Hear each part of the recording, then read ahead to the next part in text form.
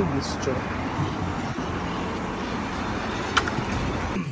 Florby, narinig ko naman yung sinabi ni Kai.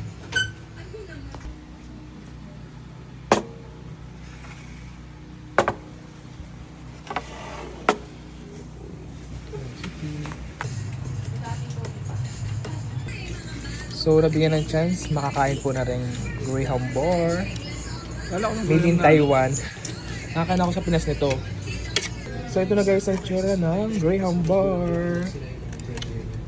Taste test.